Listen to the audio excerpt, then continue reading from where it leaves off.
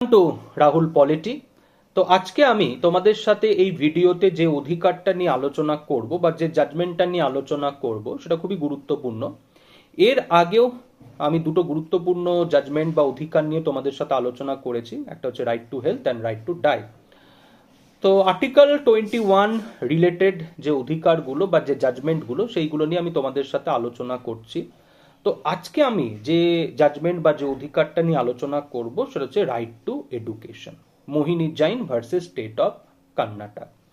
Article 21 যেখানে আমাদেরকে জীবন এবং ব্যক্তিত্বের যে স্বাধীনতা তার অধিকার হচ্ছে আমাদেরকে দেওয়া হচ্ছে, এবং সুপ্রিম কোর্ট বিভিন্ন সময় বিভিন্ন কেসে আর্টিকেল 21কে ইন্টারপ্রেট করেছে এবং এক থেকে একাধিক অধিকারকে আর্টিকেল 21 এর আন্ডারে ইনক্লুড করেছে। যেরকম যদি আমরা দেখি রাইট টু প্রাইভেসি, রিসেন্ট টাইমে সুপ্রিম কোর্ট বলল যে এটা মৌলিক অধিকার আন্ডার আর্টিকেল 21। তো সুপ্রিম কোর্ট 1989-এ Mohini Jain versus state of Karnataka case, যেখানে সুপ্রিম কোর্ট বলছেন যে right to education is a fundamental right under article 21। তো আমরা এই কেসটা নিয়ে ডিটেলসে তো আলোচনা করব, কিন্তু একবার এই কেসের ব্যাকগ্রাউন্ডটা আমরা একটুখানি বুঝে নিই। ব্যাকগ্রাউন্ডটা কি? ব্যাকগ্রাউন্ডটা হচ্ছে যে 1989-এ কর্ণাটকের সরকার কর্ণাটকের মেডিকেল কলেজগুলোতে ভর্তি হওয়ার ক্ষেত্রে একটা নোটিফিকেশন জারি করছে। সেই নোটিফিকেশন কি বলছে? কর্ণাটকের একটা স্টুডেন্ট, কর্ণাটকের রেসিডেন্ট, কর্ণাটকের স্টুডেন্ট বলতে এখানে কর্ণাটকের রেসিডেন্টের কথা বলা হচ্ছে। তো কর্ণাটকের একজন রেসিডেন্ট স্টুডেন্ট কর্ণাটকের যদি কোনো প্রাইভেট মেডিকেল কলেজে ভর্তি হতে চায়, তাহলে সেই ক্ষেত্রে তাকে অ্যানুয়াল টিউশন ফিস দিতে হবে হচ্ছে 25,000 টাকা। 25,000 টাকা সেই সময় 1989। আর যদি স্টুডেন্ট কর্ণাটকের রেসিডেন্ট না হয়, মানে দেখা যাচ্ছে বাইরের কোনো একটা স্টেটের, কর্ণাটকে ভর্তি হতে এসেছে, তো সেই ক্ষেত্রে প্রাইভেট মেডিকেল কলেজ সেই স্টুডেন্টের কাছে অ্যানুয়াল টিউশন ফিস নিতে পারবে 60,000। ক্যান ইউ ইমাজিন ডিফারেন্সটা? কোথায় 25,000, কোথায় হচ্ছে 60,000। 1989-এর রেসপেক্টে 25,000ও কম নয় আর 60,000ও কম নয়। কিন্তু ব্যাপারটা এখানে বুঝতে পারছো তো কি? ব্যাপারটা যে ডিসক্রিমিনেশনটা, যে কর্ণাটকের যদি স্টুডেন্ট হয় তাহলে তার টিউশন ফিজ হচ্ছে 25,000 টাকা, আর কর্ণাটকের বাইরের যদি স্টুডেন্ট হয় তাহলে সেই ক্ষেত্রে তার অ্যানুয়াল টিউশন ফিজ হতে পারে 60,000, তার বেশি নয়। তো মোহিনী জৈন, যিনি হচ্ছেন উত্তরপ্রদেশের বাসিন্দা, তিনি কর্ণাটকের মেডিকেল কলেজে তিনি ভর্তি হতে যান, এবং ভর্তি হতে গিয়ে তিনি দেখেন যে এইরকম একটা ডিফারেন্স, এইরকম একটা ডিসক্রিমিনেশন কর্ণাটক করছে কর্ণাটকের স্টুডেন্ট এবং কর্ণাটকের যারা বাইরের স্টুডেন্ট তাদের ক্ষেত্রে। তো স্বাভাবিকভাবেই মোহিনী জৈন সুপ্রিম কোর্টে কর্ণাটক গভর্নমেন্টের এই নোটিফিকেশনের এগেনস্টে রিট পিটিশন করে এবং সেই রিট পিটিশনের উপর সুপ্রিম কোর্ট হচ্ছে জাজমেন্ট দেয়।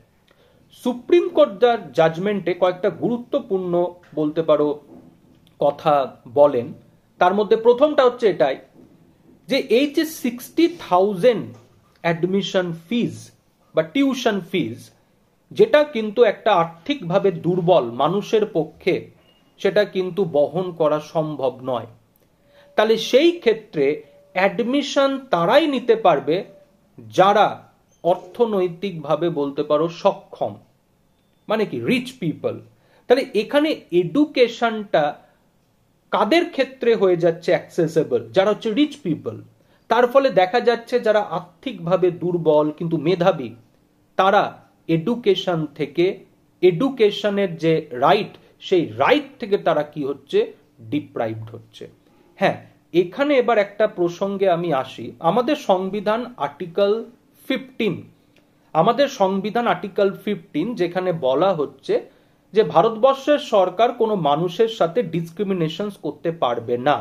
সেখানে 5টা গ্রাউন্ড বলা আছে। সেই 5টা গ্রাউন্ডের মধ্যে কি? Caste, race, religion, sex and place of birth. এই 5টা গ্রাউন্ডে কি করা যাবে না? ডিসক্রিমিনেশন করা যাবে না। কিন্তু রেসিডেন্স এই গ্রাউন্ডে ডিসক্রিমিনেশন করা যেতেই পারে।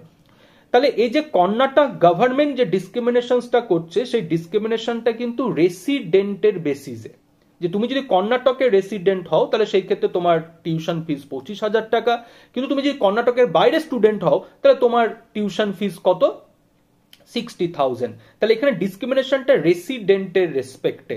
তাহলে হিসাব মতো কর্ণাটক গভর্নমেন্টের এই যে নোটিফিকেশন, এই নোটিফিকেশন আমরা বলতে পারি যে আর্টিকেল 15 অনুযায়ী ভায়োলেটিভ নয়, কিন্তু সুপ্রিম কোর্ট বলছে হ্যাঁ এটা ভায়োলেটিভ।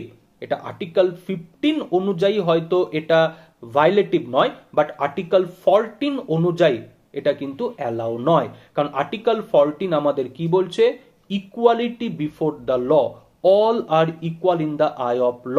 আমাদের আর্টিকেল 14 কি বলছে, equal protection of law. Equal protection of law মানে কি, equal treatment in similar circumstance. তাহলে হতে পারে এই নোটিফিকেশন আর্টিকেল 15 এর এগেনস্টে নয়, আর্টিকেল 15 কে ভায়োলেট করছে না, বাট এই notification article 14 equality before the law এই প্রিন্সিপালকে কিন্তু এটা ফলো করছে না, বরং আর্টিকেল 14 কে কি করছে, ভায়োলেট করছে আর্টিকেল 14 এর এগেনস্টে। তো সুপ্রিম কোর্ট কর্ণাটক গভর্নমেন্টের এই যে নোটিফিকেশন, এই নোটিফিকেশনকে সমালোচনা করছে এবং সুপ্রিম কোর্ট বলছে যে এই যে আর্টিকেল 21 এ আমাদেরকে যে অধিকারটা দেওয়া হচ্ছে, right to life and personal liberty, সমস্ত কেসে সুপ্রিম কোর্ট যে কথাটা বলেছে সেটা হচ্ছে যে রাইট টু লাইফ মানে হচ্ছে মর্যাদার সাথে হচ্ছে বাঁচা। তাই সেই ক্ষেত্রে একটা মর্যাদাপূর্ণ জীবনযাপনের জন্য বা আমাদের ব্যক্তিত্ব বিকাশের জন্য যেটা প্রয়োজন সেটা হচ্ছে কি, শিক্ষা। তো শিক্ষার অধিকার থেকে কখনোই কোনো নাগরিককে, ব্যক্তিকে কি করা যাবে না, বঞ্চিত করা যাবে না। ঠিক আছে, তো এটা রাষ্ট্রের কর্তব্য, এটা রাষ্ট্রের দায়িত্ব যে প্রত্যেকটা মানুষের কাছে শিক্ষার অধিকারকে পৌঁছে দেওয়া।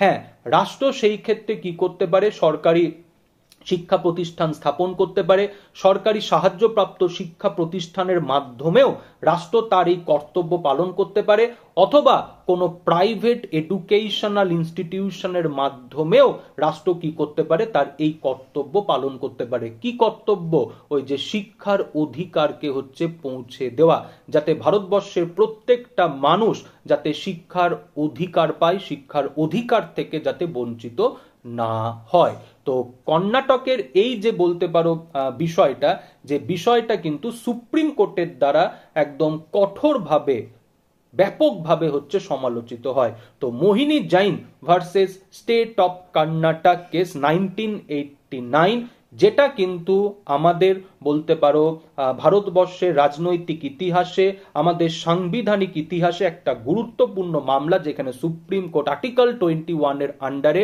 রাইট টু এডুকেশনকে কি করছে, ইনক্লুড করছে এবং বলছে যে এটা ভারতবর্ষের সরকারের দায়িত্ব যে ভারতবর্ষের প্রত্যেকটা নাগরিকের কাছে শিক্ষার যে অধিকার, সেই অধিকারকে পৌঁছে দেওয়া। সেটা সরকারিভাবেও হতে পারে, আবার বেসরকারিভাবেও হতে পারে। কোনো বেসরকারি শিক্ষা প্রতিষ্ঠানের মাধ্যমেও সরকার তার এই দায়িত্ব বা কর্তব্য কি করতে পারে, পালন করতে পারে। ঠিক আছে, তো কেমন লাগলো অবশ্যই কমেন্ট করে জানিও। আর এরকম আরো অনেক গুরুত্বপূর্ণ কেস নিয়ে যদি তোমাদের জানতে হয় তো অবশ্যই সাবস্ক্রাইব করে নিও রাহুল পলিটি ইউটিউব চ্যানেল। দেখা হচ্ছে তোমাদের সাথে পরবর্তী ভিডিওতে এরকম আর একটা গুরুত্বপূর্ণ কেস নিয়ে, কেসের আলোচনায়।